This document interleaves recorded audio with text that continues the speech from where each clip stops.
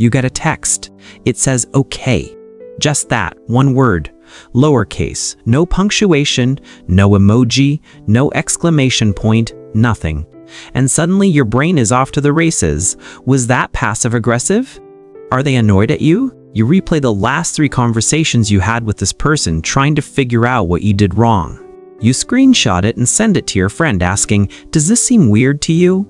Your friend says, "It's just okay, calm down." But you can't calm down because your brain has already constructed an entire alternate reality where this person secretly hates you, and okay was the opening move in some cold emotional war you didn't know you'd signed up for. And here's the wild part. The person who sent it, they were literally eating cereal and typed it with one hand without thinking about it for even half a second. If that scenario made you exhale slowly because you recognized yourself in it, welcome. You are in extraordinarily good company, and I want you to know right now before we go any further that this is not a character flaw. This is not you being too sensitive or too much or too anxious. This is your brain doing something very specific, very human, and honestly, once you understand what's actually happening under the hood, you might feel a surprising amount of compassion for yourself. So let's talk about it. Let's really get into the psychology of people who overthink text messages, because there is so much more going on here than just you worry too much. Let's start with something fundamental. Human beings are meaning-making machines. This is not a metaphor. It's almost literally true in a neurological sense. Your brain is constantly, relentlessly, in every waking moment taking in raw sensory data and constructing meaning from it. It doesn't just passively receive information. It actively interprets, fills in gaps, makes predictions, assigns significance. This is one of the most impressive things your brain does, and it's also the engine behind everything we're going to talk about today. Now think about what a text message actually is from your brain's perspective. It's stripped down, context-free, tone-free, facial expression-free, body language-free communication. It's language reduced to its barest form, a sequence of characters on a glowing screen with no voice, no face, no physical presence, no surrounding context to anchor its meaning. Your brain, which evolved over millions of years to read faces and voices and physical cues and environmental context all simultaneously, suddenly gets handed something like sounds good and is expected to fully understand what the other person means, feels, and intends from those 2 words alone. This is an absurd task, and yet we act surprised when our brains struggle with it.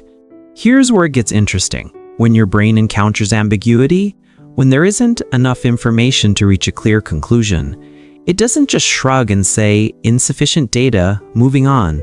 It fills the gap. It generates a plausible interpretation based on everything available to it, your past experiences, your current emotional state, your relationship history with this person, your deepest fears and insecurities, your general beliefs about yourself and how others perceive you. All of this floods in to fill the meaning-shaped hole that the ambiguous text has left behind. And this is the crux of everything. When you overthink a text message, you're not imagining problems that don't exist. You're doing exactly what your brain was built to do: generate meaning from incomplete information. The problem isn't the process. The problem is the raw material your brain reaches for when it's filling those gaps. Let's talk about a concept called negative interpretation bias, because this is one of the most important psychological pieces of the overthinking puzzle. Negative interpretation bias is exactly what it sounds like: a tendency to interpret ambiguous information negatively rather than neutrally or positively. And research in cognitive psychology has shown consistently that people with anxiety, depression, low self-esteem, and high social sensitivity are significantly more likely to default to negative interpretations of ambiguous social cues. A neutral message reads as cold. A short reply reads as dismissive. Okay reads as anger. Sure reads as reluctant, grudging agreement that signals disappointment in you.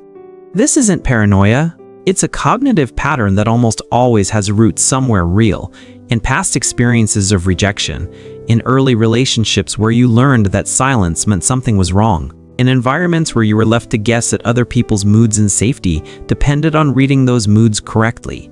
Your brain learned, at some point, that it's better to assume the worst and be wrong than to assume the best and be caught off guard by conflict or rejection. It was trying to protect you. It still is. It's just that the protection mechanism has gotten a little overzealous and is now firing at the word okay when the person sending it was literally thinking about what to have for lunch. There's a related concept called emotional reasoning, a cognitive pattern identified in cognitive behavioral therapy where you treat your feelings as evidence of facts. You feel like something is wrong, therefore something must be wrong. You feel like they're annoyed, therefore they are annoyed. The feeling is real, absolutely 100% real, and your brain uses the reality of the feeling as confirmation that whatever interpretation generated the feeling must also be real. This is why trying to logic your way out of text message anxiety so often fails. They're probably fine, I'm being ridiculous.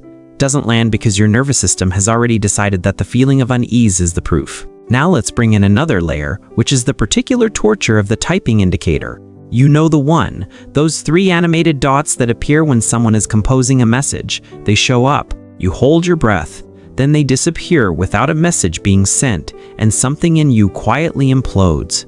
Because now you know they were writing something, which means they had a response, and then they deleted it, which means the response they started with was either too much, or too honest, or too confrontational, or too something. And now, you'll never know what they were going to say, and your brain is going to spend the next 45 minutes constructing 12 possible versions of the message they almost sent you. The typing indicator is one of the more specifically modern forms of psychological torment that previous generations simply did not have to deal with. There is no historical equivalent. Nobody in the Victorian era sat waiting for 3 dots to appear on a letter. And yet here we are being psychologically undone by an animated ellipsis. What makes the typing indicator particularly destabilizing is that it provides just enough information to engage your brain's meaning-making system without providing enough information for it to reach any conclusion. It's a data tease. It activates the interpretive machinery without giving it anything to actually work with. And so the machinery runs anyway on nothing but speculation and anxiety fuel. Let's talk about response time, because this is its own entire psychological ecosystem. The amount of cognitive real estate that text response timing occupies in the mind of an overthinker is genuinely staggering. Was it too long before they replied? Did I send my message at a bad time? Did I reply too fast and seem desperate? If I wait before replying, will that seem calculated? Should I have used a different punctuation? Was my last message the right length? Was it too casual? Too formal? Did that joke land? Why haven't they used an exclamation point in the last 4 messages when they always use exclamation points? Every single one of these questions is your brain attempting to gather data about social safety, about whether this relationship is okay, about whether you are okay in the context of this relationship. This is fundamentally a safety-seeking behavior, which is why it's so hard to just stop doing it through willpower alone. You're not being irrational for the fun of it. You're scanning for threat in the only environment your brain has access to right now, which is the text message thread. And your brain is absolutely not going to stop scanning just because you told it to. Here's something that's worth sitting with for a moment. Many of the people who overthink text messages the most are also among the most emotionally intelligent, socially aware, and deeply empathetic people you'll ever meet. The same sensitivity that makes you read too much into okay is the same sensitivity that makes you an incredibly attuned friend, a thoughtful communicator, and someone who genuinely notices when others are struggling. The radar that's causing you trouble when it fires at ambiguous texts is the same radar that helps you pick up on when someone you love is not okay, even before they've said anything. The trait that's working against you in one context is working profoundly for you in others. This matters because so much of the conversation around text message overthinking is framed as a problem to fix, a malfunction to correct, a sign that something is wrong with you. And while the anxiety part of it genuinely can become a burden worth addressing, the underlying sensitivity and social attunement that drive it are not problems. They're features. Genuinely useful, beautiful features that your brain built. Let's talk about attachment style for a moment, because this is probably one of the most direct psychological frameworks for understanding why some people overthink texts far more than others.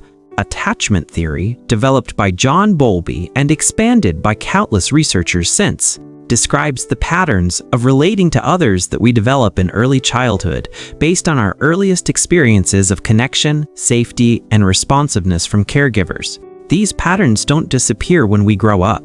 They follow us into every close relationship, and they absolutely shape how we experience the ambiguity of a delayed text or an unexpectedly short reply. People with anxious attachment, characterized by a deep fear of abandonment, a heightened sensitivity to any signal of potential rejection or distance, and a tendency toward hypervigilance in close relationships, are particularly prone to text message overthinking. For someone with an anxious attachment pattern, a slow reply or a one-word answer doesn't just feel slightly off. It activates the deep attachment system in the brain, triggering a low-grade alarm that sounds a lot like "something is wrong with this connection. I need to investigate." The text message thread becomes the only window they have into the relationship right now, so every pixel of it gets analyzed with extraordinary intensity.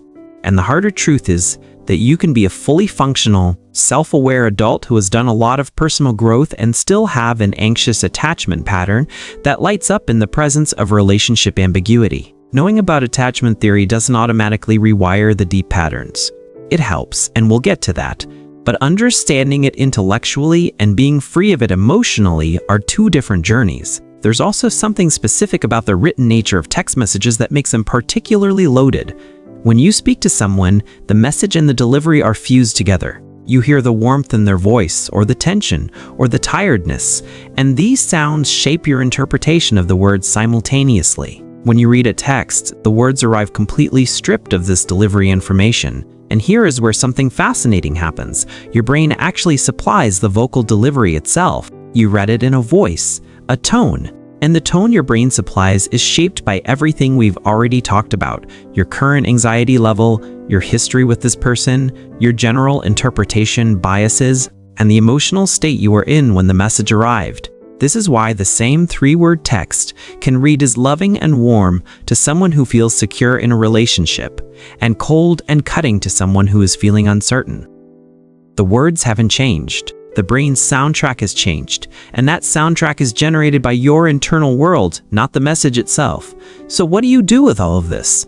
Because understanding the mechanism is genuinely useful, but if you've been living inside this pattern, you probably want to know if there's any way to quiet the noise. The first and most important thing is something that sounds deceptively simple, which is learning to notice the difference between a thought and a fact. The thought "they're annoyed at me" is not a fact. It's a hypothesis your brain generated based on incomplete information filtered through your particular interpretive lens.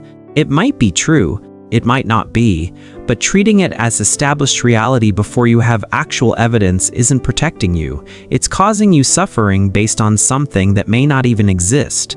One of the most useful practices from cognitive behavioral therapy is what's sometimes called thought challenging or cognitive restructuring, which essentially asks you to pause at the moment of interpretation and ask yourself a few honest questions. What's the evidence for this interpretation? What's the evidence against it? What's a more neutral explanation for this same data? If a friend described this exact situation to me, what would I tell them? These questions are not about forcing yourself into toxic positivity or dismissing your instincts. They are about widening the interpretive field so that your brain has more possible explanations to choose from, rather than automatically defaulting to the worst one. Another genuinely helpful practice is tolerating the uncertainty rather than rushing to resolve it. This one is harder, because what text message overthinking is fundamentally driven by is an inability to sit comfortably with not knowing. You don't know if they're annoyed. You don't know what the short reply meant. And the discomfort of not knowing pushes your brain to generate certainty by generating an interpretation, even a negative one, because a bad answer feels less unbearable than no answer. Learning to sit with, "I don't actually know what that meant and I can wait to find out," is one of the most quietly powerful psychological skills you can develop.